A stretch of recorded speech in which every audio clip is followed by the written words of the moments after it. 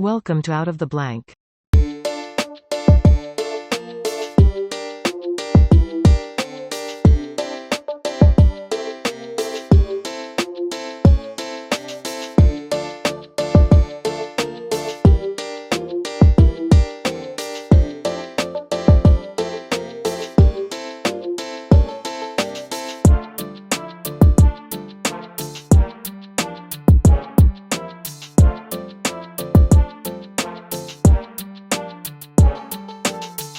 Welcome to another episode of Out of the Blank podcast. CJ, it's a pleasure to have you on the show, man. Would you like to introduce yourself?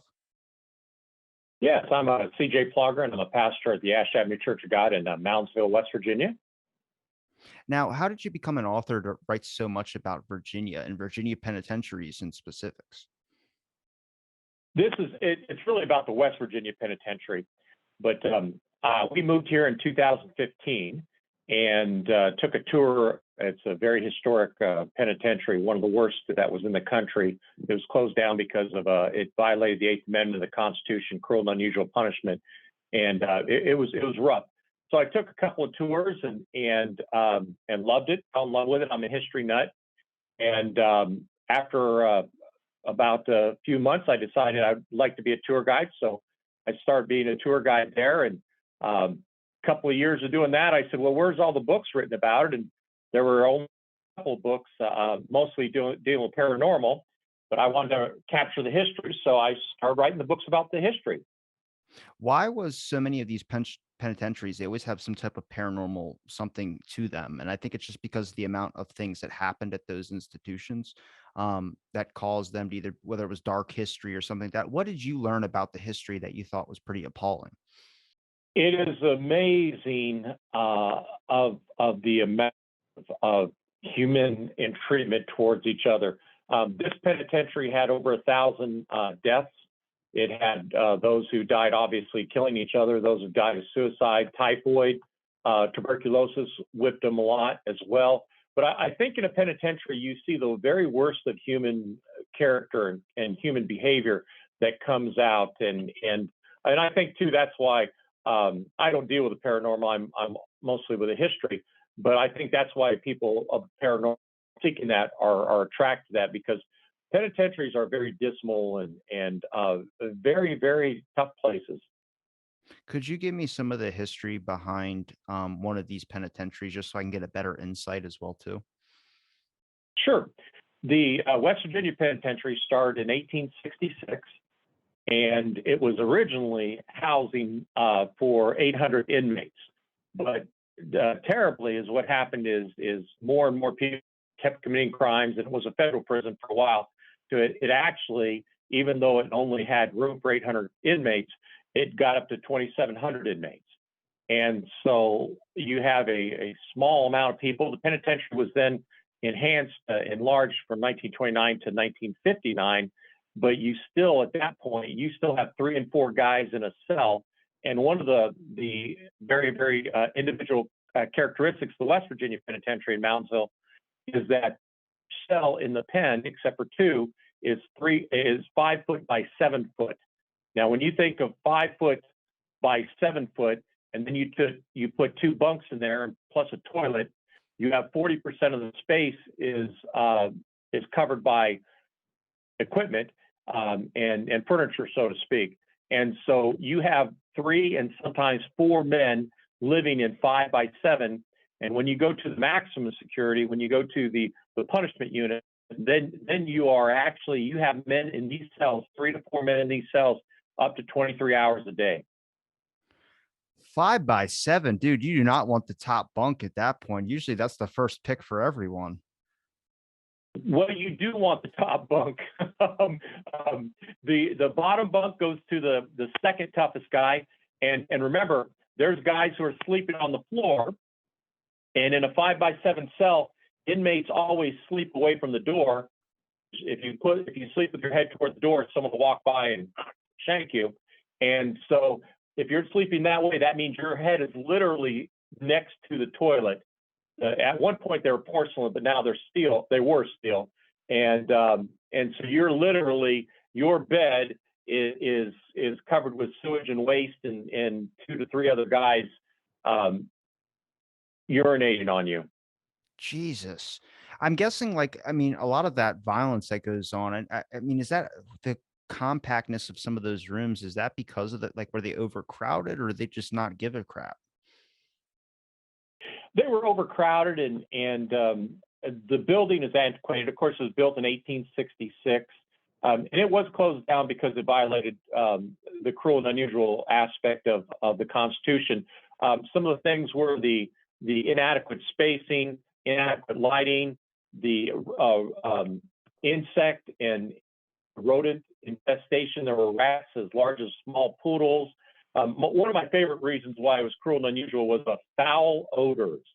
I mean, imagine having all that. You don't have any air conditioning except in the new kitchen, new cafeteria that was built after the riot in '86.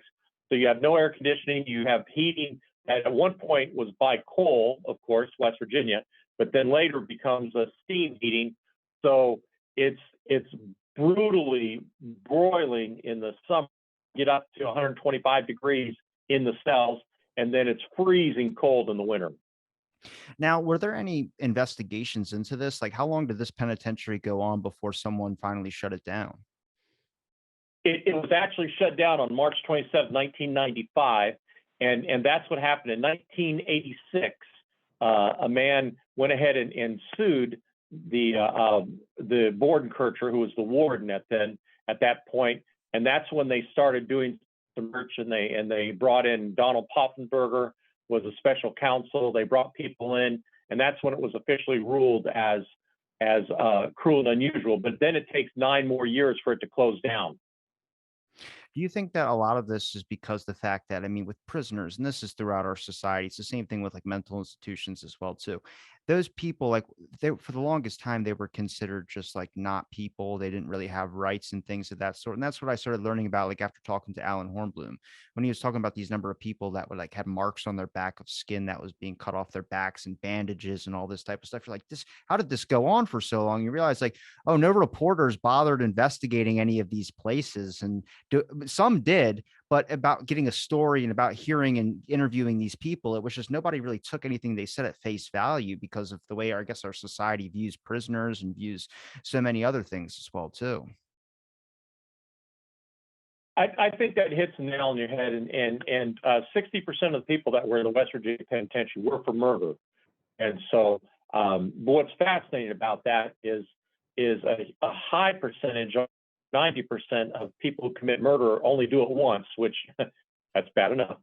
But a lot of times, murders, you catch your wife in bed with someone, you shoot them, you're at a bar, you're drinking, you're drunk, someone says, you're ugly, you get into a fight, and so of course, we did have serial killers, and we did have people who killed multiple ones. One of my new books that's going to be coming out, hopefully by June. I'm talking with a publisher right now. It's called Country Roads Killer, about a man named Ronald Turney who murdered 3 men, 2 law enforcement, and then was on the run from the FBI. Was on the FBI top 10 most wanted list. Killed a man in Arizona, and actually has a death penalty there. And so that book should be coming out hopefully by June, hopefully June or July. Wait, what was his name again? Your microphone cut out. Ronald Turney Williams. Yeah, I've pretty bad guy. I've never like there's so many. I've never heard of Genevieve Janine Jones or whatever her name was, the hospital nurse that was killing babies and things of this sort. It happened in 1984. I start realizing I'm like, wait a minute, how have I not heard of this? And you start looking at it, it's like you realize that like the social, I guess the news media, they report so much, so many things get lost, and it's like hard to really keep up with it all. But I'm interested in this, like this country. How did you come across the Country Road Killer guy? Well, actually, when I was doing tours, one of the first books I wrote was called uh, Life at the West Virginia Penitentiary, The Story of Maggie Gray. Maggie was the 21st female officer to work in the penitentiary. She was the first woman to actually work on the floor at the punishment unit, the housing unit, the North Hall. And when I wrote this book, I actually was doing a presentation at a book show, and a man he said, you need to talk to Ronald Turney Williams. He's probably one of the most infamous prisoners. And I said, well, I do, just write him a letter. And the man said, yeah. And I said, how do you know? And the man says, I was his lawyer. And I thought, well, sure, he's a kooky old guy. And actually, he was, H. John Rogers was a Williams lawyer. So I started writing Williams, and I think it was in 2018. Visited him once a month before COVID. I've got thousands of pieces of letters from him, documentation, court documentation. He called all the time. We're fighting right now because he doesn't care how he's being portrayed in the book. He doesn't like that. What did you portray him as? I mean, what did he ever say that he was innocent on all those charges? Oh, absolutely. He claims full innocence. And originally the book was Ronald Turney Williams is a murderer, and he's very manipulative. Although it's fascinating, he is a registered genius. Above 140 IQ, you're considered genius, and Ron has been tested at 195, even one time at 210, but that was thrown out. So the book originally was entitled Wayward Genius, and talks about his life from birth to everything he's done. But I had a couple of editors that looked through the book, and they said, this is being too nice to him. And so I realized, after I looked back through the book, I thought I give him a lot of latitude in input, and it's amazing what a word here and there in a sentence how it can change the meaning. So I rewrote the book and emphasizing his crimes, which he wasn't happy with. Now, if he's claiming that he's innocent, I mean, was there any, like, when you're talking to him, I mean, besides, did you smell sulfur, first of all? Second, did you come across anything that, like, he kind of might have swayed you, like maybe he was innocent in any aspects, or is there just outright just manipulation and lying that he's doing? It's absolute manipulation and lying. He is so intelligent. If we had Williams on the line right now, he would have you laughing and telling stories and hanging on every word. Very, very charismatic, very gregarious, brilliant, and it's fascinating how I would write something, I'd send it to him. I said, "What do you think?" And he'd say, "Well, I like it, but let's put this word in." And it really made him look really good. And I think I got so caught up in the primary source and in dealing with a man who escaped from 6 penal institutions on the FBI top 10 most wanted list, death penalty in Arizona. I got so, I guess, enamored about working with him that I gave him a little more latitude, but that's been made right now. Well, I can't hold you, I guess, hold it against you for that, because I mean, you develop a relationship with someone despite how you view them or what they did. I mean, you're working with them for so long, or just talking to them and doing the interview. You end up, getting to know the guy a little bit deeper than, writing like a slam piece. On half the time, people write a slam piece, they never even talk to the people that they're slamming. So it's like you develop a relationship. I mean, that's just, I wouldn't say empathy, but that's just understanding another person a little bit deeper than maybe the surface. But when it comes to him being escaped from 6 institutions, you said, Yes. how did he manage to do all that? Like I said, he is brilliant. Ron is very, very aware of human behavior, and in one of his escapes from a federal prison, he actually had sold one of the officers. He had made a deal with someone to sell the officer a cheap vehicle. He found out the officer needed a vehicle, so the guy ended up telling him the secrets.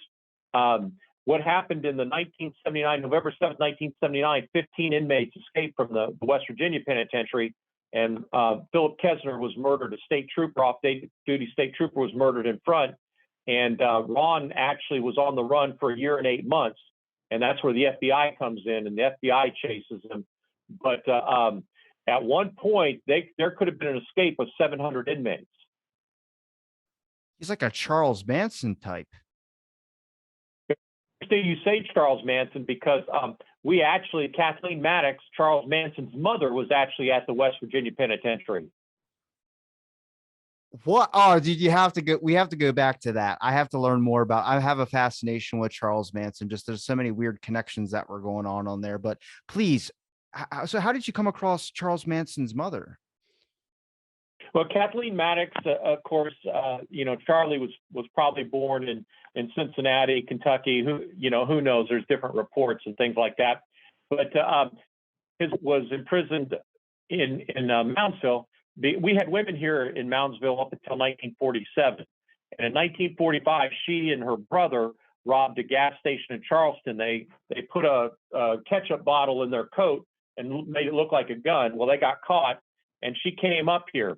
Well, Charlie was right at about 6, 7, 8, 9, and so he actually lived in a town called McMecken, I would say about 3 miles from Moundsville. And so he literally was here for a while, and it's fascinating. I actually have a couple at my church that if I knew you were interested, I'd bring it out. I actually have a picture, an original picture of Charlie as a boy, because a couple at our church, Fred and Virginia Brodigan, Fred used to tease Charlie, and Virginia used to, as far as they went to parties and things like that when they were 6, 7, 8, 9 years old. And so I've actually got original picture. If you read Helter Skelter or any of the definitive works on Charlie, then you're going to hear about Virginia Brodigan. And what's fascinating is a close friend of mine, Rocky Wilt, actually his aunt lives in the house now that Charlie lives in, and we've gone through that, so that's kind of fun too. Oh my God, you got to send me some of those photos you got of Charlie. Send him in an email or something. I got to see those, dude. I have my own little fascination with him. That's I just have one original. Yeah, I just have one original, but yeah. Man, those weird I mean, does that penitentiary, was there anyone else famous like that too? I have to think that like I would spread a lot of those types of people out there, like at least specially known ones or ones that are associated with specially known ones. But I mean, look, I get the prison idea and I get the understanding of like obviously some people are abused rights ethically that are wrong as well too. I think there's a big misunderstanding there as well. But there are some real people that are locked up. And I mean, the surprising factor of a guy being able to sell one of the guards on a card, it's just like the connections they have is just fascinating to me. I'm like, how are they? This guy has a TV in his cell sometimes. You're just like, how does that even happen? Oh, not only TV, he has a computer. He has, oh yeah. Well, one of the most famous people that Kathleen Maddox. Another one of the most famous people is Eugene Debs. Eugene, it's fascinating how history repeats itself. But in the early 1900s, Eugene Debs ran for the presidency as a socialist candidate. So it's very fascinating. 100 years later, we have the Socialism Party, or well, that's a political issue. But what we see is Eugene Debs ran 5 times for the presidency, socialist, but he had organized a strike up in Cleveland, and so that's why he was federally arrested. And on his way down to the Atlanta Federal Penitentiary, he stopped it. He was brought to Moundsville, where he stayed for quite a while. What's fascinating is when Eugene Debs got to Atlanta, he then runs for the presidency as an inmate, and he received 919 and 799 votes. So a prisoner almost received 1 million votes. So whatever you think of politicians, whether they belong in jail or not, we did have one that was in jail that ran for president. Hey, look, Marion Barry, and I think it's Marion Barry. His name is the mayor of Detroit, got caught smoking crack and then reelected. Yeah, he was in Washington D.C. Right. So, politics. When it comes to the punishment room, you mentioned the punishment room. Could you take me through a little bit what was going on in the punishment room? The punishment hall, and actually in Maggie's book, we've got a picture of it. The punishment unit was called the North Hall. And what you do is you have 3 tiers tall, and well, considering the first one, then you've got 3 tiers above that, so you've got 4 tiers. Each tier, this is A side, and this is B side, and so each cell, you've got 20 cells on each tier, and so what you have for each cell is 5 foot by 7. You can see the staircase, but this is all caged up. They're in this opening area. They have a few picnic tables. This is actually the shower here, and to where they would shower. But these guys in the punishment unit in the North Hall, maximum security, they would be in their cells for 23 hours a day. They would be allowed to go to North Yard, which is a recreation yard with razor wire and everything. They would have 1 hour of recreation with usually one other person, and then they were put back into their cell. Well, they'd take a shower after they got out of the rec area, and then they would go back into their cells. The North Hall was rough. Maggie, it got to a point where what they had to do is they had to actually, trying to find a picture of Maggie. They actually, I don't know how well you can see that, but what they had to do is they had to actually have, there's a bean hole is where they went ahead and brought the food and mail to the people, and they actually had to have a shield in front of them because the guys were throwing urine, feces, vomit, hot water, cold water. They're throwing them at the officers.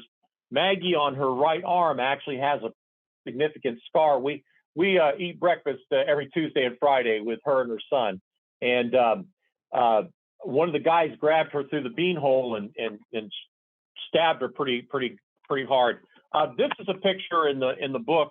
That officer is actually standing. That was the South Hall, and that he is actually standing in front of Eugene Debs' cell.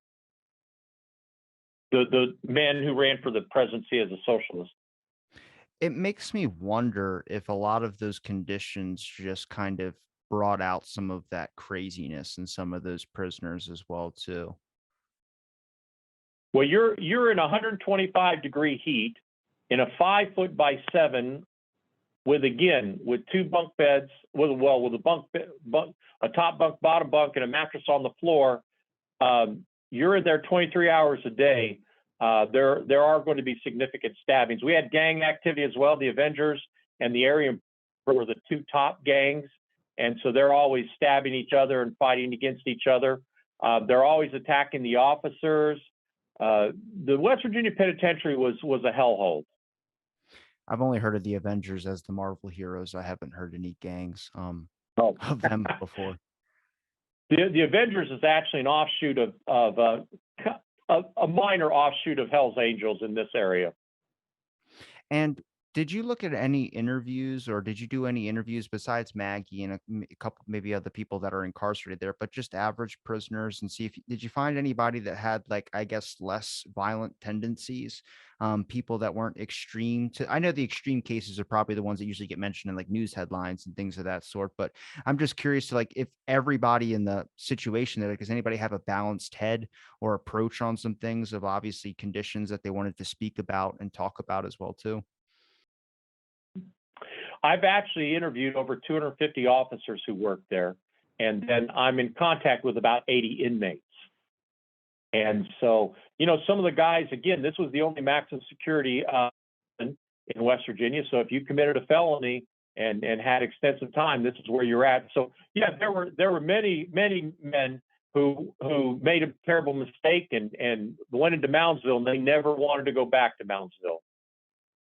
One very, you had asked about interesting inmates. I was doing tours. I no longer do tours because I'm pretty tied up, but I was doing tours, and the gift shop manager had a man wait for my, he said, I want you to go with him. And so kind of an unassuming man, Tommy Williams. And I said, well, what's going on? And he said, well, he was here. I said, oh, you were here, huh? I said, well, where were you? And he started to describe it. I thought, well, okay, he knows a little bit about the place. And he said he was there for murder at 14 years old. And I said, oh, okay. And on the tour, though, I would ask him questions, and he got all the questions right. So I followed up, and at 14 years old, Tommy Williams murdered a Cub Scout, an 8-year-old Cub Scout in Wheeling. And actually, it was a national case because they're not going to put to death a 14-year-old, but Tommy was in prison for 8 years at Moundsville. What's fascinating, he kept a diary of all that, and he had pictures, had documents.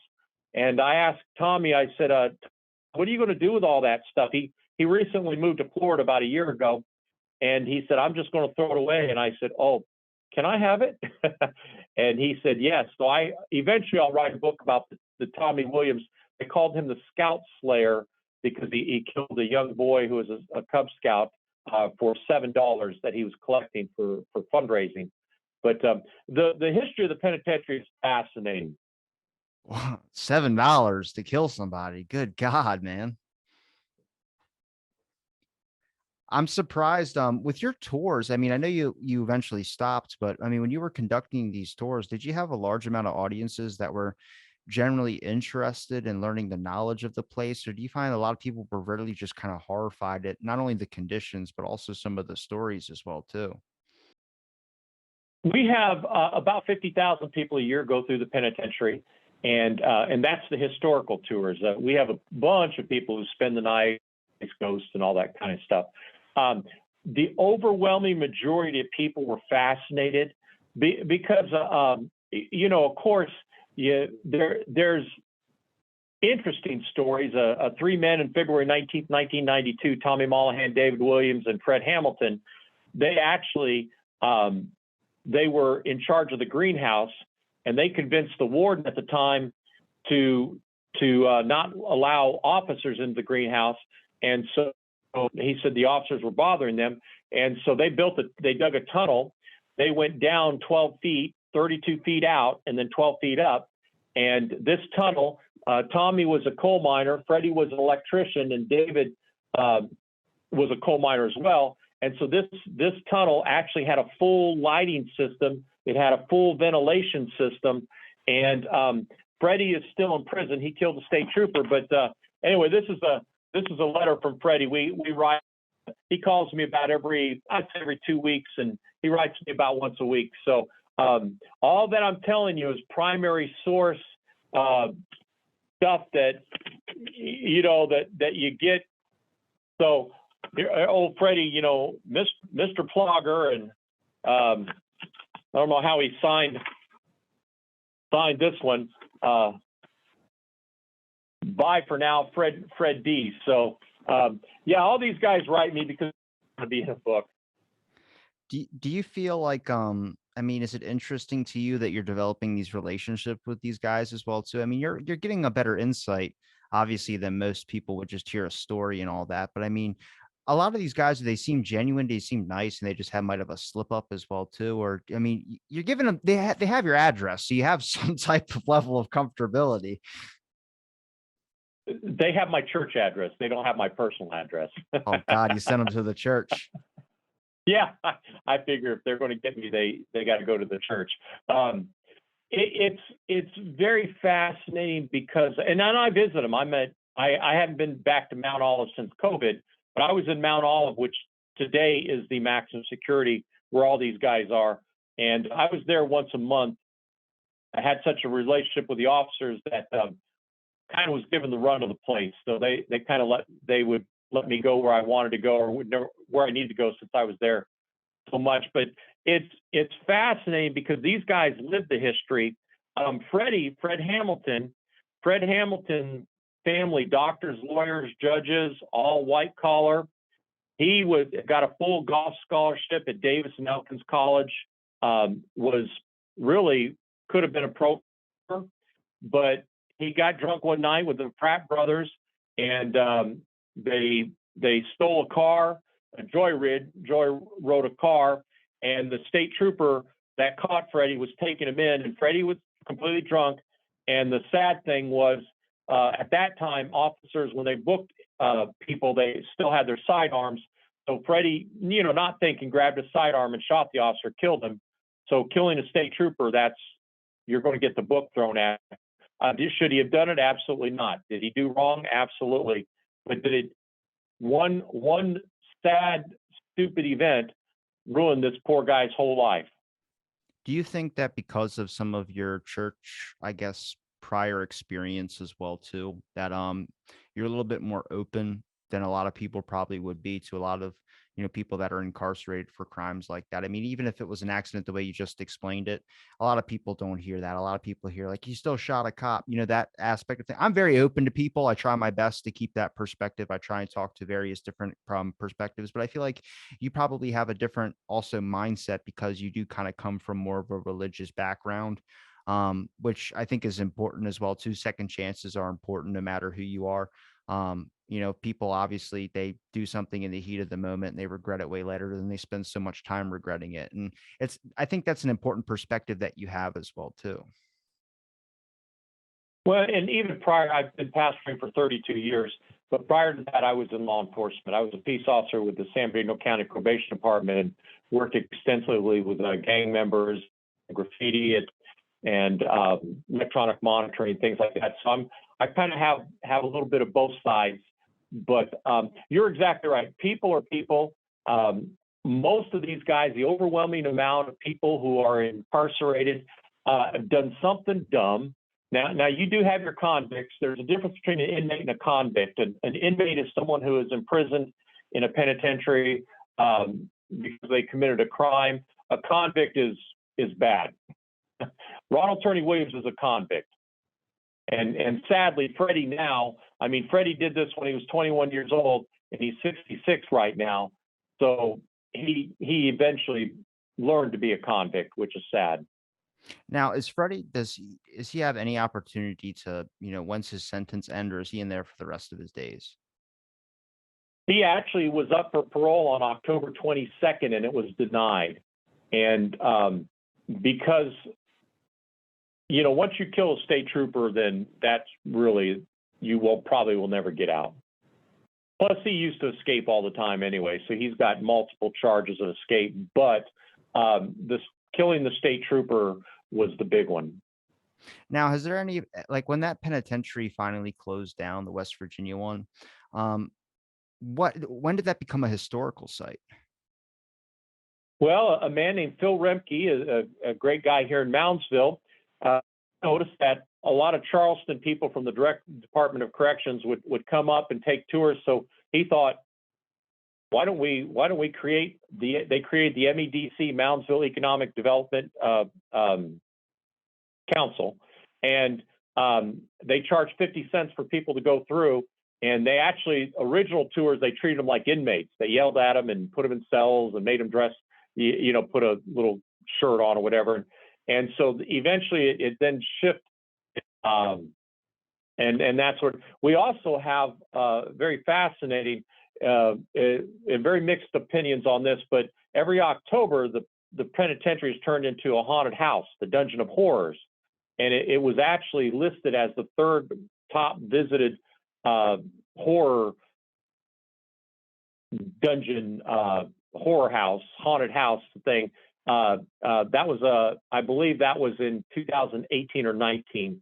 And so again, it's been on Ghost Hunters. It's been on a whole bunch of ghost shows, which I've done tours with the ghost shows. All I will say publicly is there's a lot of acting. I know that one for sure. I don't think you need to be a rocket scientist to guess that one either, but that's interesting. You've been on the paranormal type stuff as well too, so you kind of had an interest. I figured, I mean, if you're doing the historical stuff all the time, you have to know that, hey, there's this other side of it that's going on. I mean, but to be able to explore, I mean, do you have any beliefs in any of that stuff, or is it kind of just nah? Well, absolutely. Absolutely. When you deal spiritually, you absolutely deal with demonic stuff and things like that. But the third book that I wrote is actually called Pronounced Dead, the story of the 94 guys that were executed, 89 that were hanged, and 85 that were hanged, and 9 that were on the electric chair. That's actually a noose that was used for a double hanging in 1909. But the paranormal people, they love the book because I've been told this. I don't know how accurate it is, but I've been told by the International Death Coalition, this is the only execution book that has the guy's picture in it. And so I've got the picture, death certificate. A lot of the guys got where they're buried. This is Fred Painter. This was the second guy on the electric chair. And so the paranormal people love pronounced dead, and but I won't mention the name because you might know the company or the show, but I was Please with one do. of the top paranormal. Come I was on. with one of the top paranormal groups, and we were in an area sugar shack. The sugar shack, when weather was inclement, you would have 600 to 700 inmates go down there unsupervised because there's only one way in and one way out. So if an officer went down there, that officer would be killed. So a lot of guys got raped, sexually assaulted down there, like the sugar shack. And anyway, but I was with a very well-known paranormal group, and they said, CJ, go up, stand up against the wall. And I said, okay. So I went up against the wall, and there were two of them. That's all I'll say. And they said, we are the only ones in the sugar shack. Do you hear what's happening? And I'm thinking, I don't hear nothing.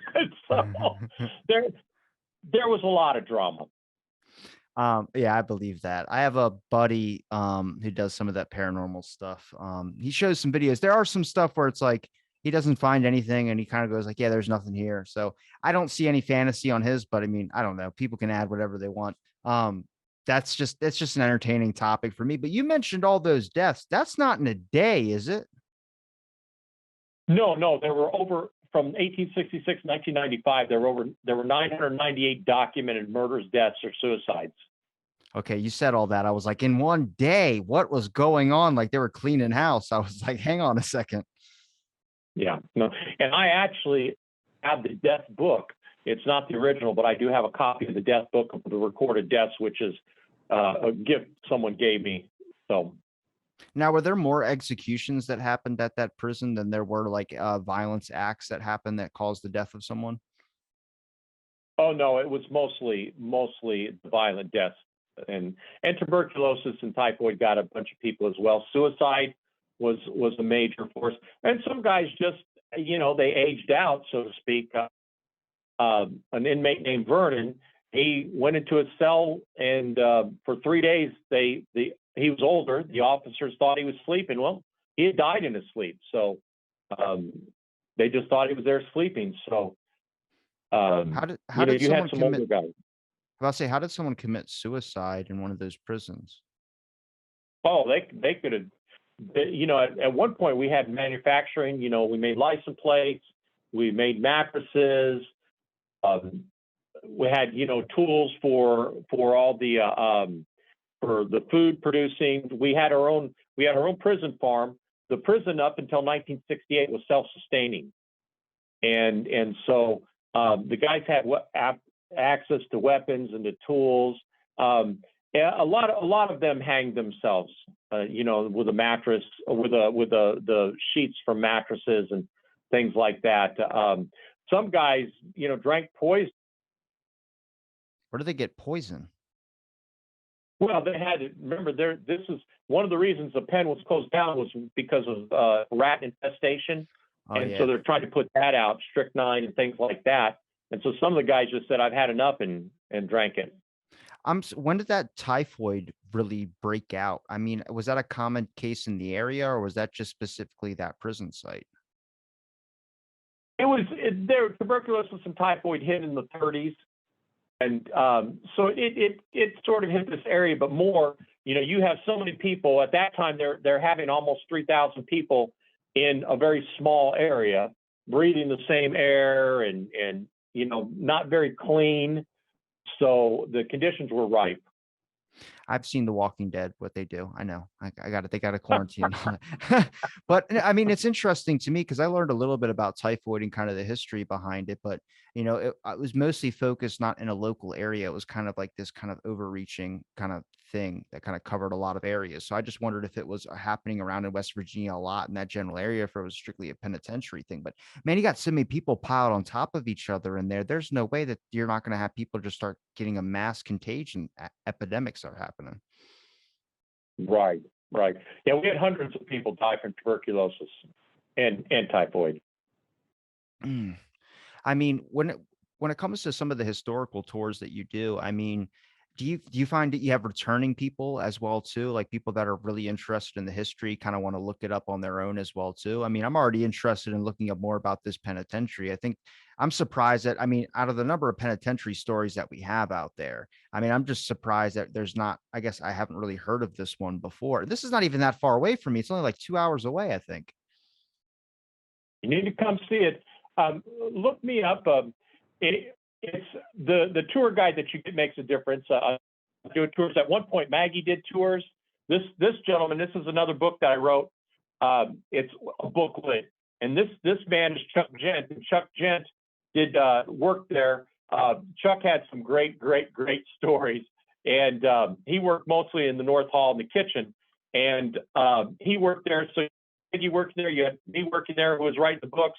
So we kind of were the powerhouse tour guides, but Chuck and Maggie are a little older now, and I'm tied up doing other things. And so there's a new batch of tour guides, but the history is phenomenal. I still have people who contact me and want which book is coming out. I've got people who have all the books, and I have 6 books about the penitentiary out, and they're doing well.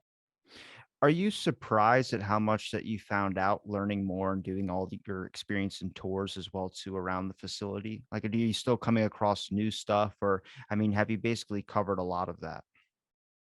Oh, I am finding every time I talk to someone, I'm finding new stuff. I was doing a book show, the West Virginia Book Festival in Charleston, and a man came up and he looked at me and he looked at the books. He came around, he gave me a hug, and I thought, "What's up?" there. And he worked there in classification, and he kept everything. And so he is sending me records of these guys. One of the guys was Eugene Clausen. Eugene Clausen in Morgantown killed 2 WVU girls and killed them, and then cut their heads off and drove around with their heads.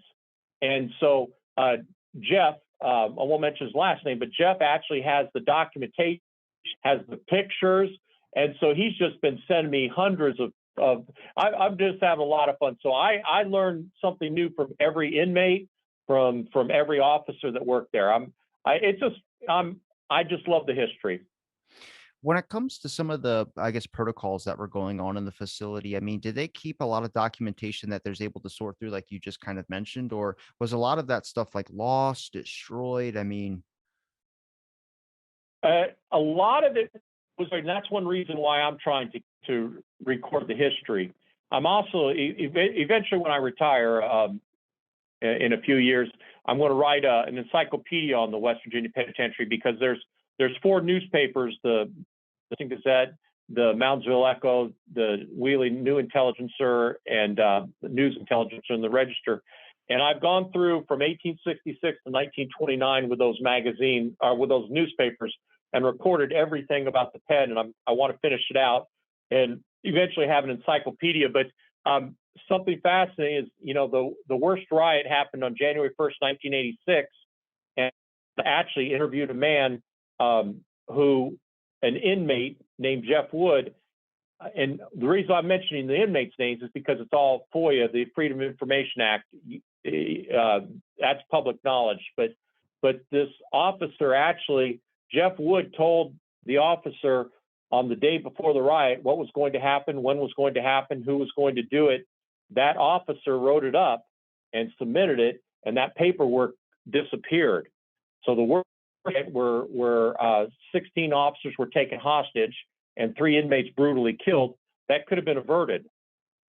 that's not the first time I've ever heard something like that before, surprisingly. And I mean, I know that leads kind of more what people would deem conspiracy and roll their eyes, but I mean, I have no clue. I mean, if you look at a lot of these things that get done, forewarning on a lot of this stuff that could have been avoided, and a message gets, I don't know where that message went. You can't find it. I mean, filing through your Freedom of Information Act, have you been getting good, I guess, feedback or a lot of results back, or has it been like a long process? I know so many people that file Freedom of Information Acts, and it takes like years for them to finally get something. Well, actually, the ones who get it for me the quickest are the inmates. So they're sending me. I have I just received a box. This is from Fred Hamill. This is from Ronald Williams. This is from an inmate named Mike Hicks. And this box is filled with documentation from the Eugene Clausen, the guy who cut off the heads. So this is just all I've received in the last month. Hey, do you mind if I come over, we split a beer, and we just dig through some of those documents? I can't drink a beer with you, but I'll have a cup of coffee. Okay, that works. That's fair. I mean, to me, that's just fascinating. I mean, like I said, I've been in the Kennedy assassination topic for a very long time. I've been part of those people that just got those documents released the other day. 13,000 documents.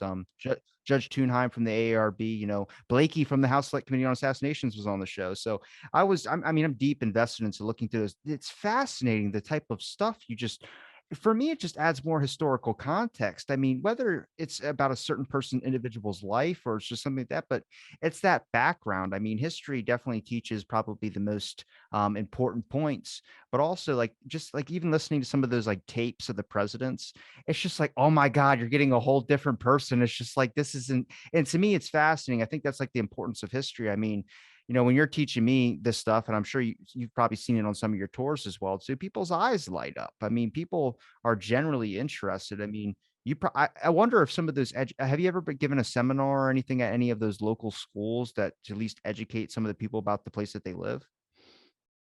Yeah, I've spoken several places. And actually just was contacted by a WVU professor that wants me to come up and teach for a little bit about the penitentiary. So I've spoken around the state about the penitentiary, and a man named John Massey was the records clerk for 30 years, and John knew everything. He's getting older now. He's in his 80s, but John and I sit down, and John will say, "Well, you know more than I do," which is absolutely untrue. But I just want to preserve the history because I think it's important and to focus on this picture I showed you of Chuck Gent. He tells a great story of an inmate named Bruce White. And Bruce White was on a medical furlough, came back. Well, he had taken a Derringer and placed it in his anal cavity. Now, the thing about a Derringer is it has no safety. So if he would have sat on it the wrong way or got kicked in the bottom, he could have shot himself. Well, the inmates ratted on him. They snitched on him. And Chuck said, "Why are you guys telling us?" And they said, "Well, he's had it for 2 weeks. So if he's not going to kill one of you guys, he's going to kill one of us." So Chuck took him up to the doctor, the medical ward. And Chuck said, "What are you going to do?" The doctor says, We're going to pull it out." And they x-rayed. They saw the x-ray. And Chuck said, "Are you going to do any anesthesia?" And the doctor put on gloves and said, "Step outside." And all he heard is Bruce White's name, and the doctor went up and out. I'm surprised he had it up there. Up. I know, but he had it up there that long. I'm just like, how did he go to the bathroom? There's those details. I don't write. That's another book. That's another book. Oh, hey, there's so many fascinating details of the pen. It's so many fun stories. And also, during the 1986, no officers were killed. A few of them were smacked around a little bit. But one thing I was asked, very, very interesting, is Danny Lehman was the head of the Avengers who took over the pen. But Danny Lehman actually posted his men to protect the women. He made sure all the female nurses got out of the pen. And so, there's still a code among guys who are locked up. There's a code. Yeah. Well, man, CJ, I really appreciate the time you gave me to talk on my show about all this, man. I'm so jealous of all the stories you got, man. I mean, you probably got a million up in your head that you could, you must be great at parties or, at least a bar, when someone wants to talk about some stories or something. But seriously, CJ, where can people find your links, man? Anything else you'd like to promote, Twitter handle, anything? I do have a website, www.cjplogger, PLOGGER.com, cjplogger.com. I'm on Amazon, Books A Million, Barnes & Noble, If you put in CJ Plogger and or West Virginia Penitentiary, I've also written 4 other Christian books as well that are doing okay. And so, sure, Amazon's probably the best way, or go check out my website. And do you think at any point any of your books are going to become a movie? I mean, some of these stories they could easily fit. I mean, the Shawshank Redemption one, where there's a bunch of people digging in a greenhouse. I mean, that's a. I mean, it's already a movie, but for God's sakes, we want a sequel anyway. Um, I hope your point is heard. That would be great. I just wrote a book. It's just been published, but I should be getting it in hand, about a man named Gene Saunders, a Moundsville resident who African American. Moundsville was pretty racist, and he was actually became the first African American council member and first mayor in Moundsville, only the second mayor in West Virginia, and that's been a very interesting book. So I've been contacted about possibly putting that into a movie. I don't Awesome. know how accurate that is. I will fund anything you need me to fund, dude. That's you got some great stories, man. Like I said, I mean, I'm sure you probably have a million up there. Sometimes I bet you ever, I mean, do you ever sit there and think about some of the stories that you heard and kind of like trying to like play it out in your head a little bit about what some people tell you? I mean, I'm sure you've probably been told a whole mess of stuff, but some of that stuff, either if it's true and some of it might have some added detail bits to it. But I mean, you have to think about a lot of those all day. I think of the many conversations I've had on this show, and there's times I'm sitting there rethinking and listening and kind of like going back through my head. It's just, it's to me, it's knowledge. And that's, I mean, you got experiences all wrapped up in your head. And I'm trying to put it on paper because, the stories get bigger as time goes by. On one of the tours several years ago, the man stood up and he said, "Well, my dad worked here during the riot, and the long corridor between New Wall and P&R section is called 9-8 corridor." And the man said, "My dad saw heads chopped off and rolled up and down the hallway." And I said, "Oh, are you sure?" "Yeah, yeah." I said, "Well, give me your dad's information." And the dad was older, so I called the dad, and the dad said, "Oh, my son's a liar." He said, "I worked at Hutton'sville. I never been to Moundsville." So I'm trying to double check. I'm trying to confirm, because what I want to present is accurate history. The history is great enough. That's why I don't do anything with the paranormal, and that's part of the reason why I'm not there anymore. There's more of an emphasis on that, but the history is more than fascinating. Yeah, you'd be surprised at the number of books I've read where I'm like, I've seen the added detail added to stuff.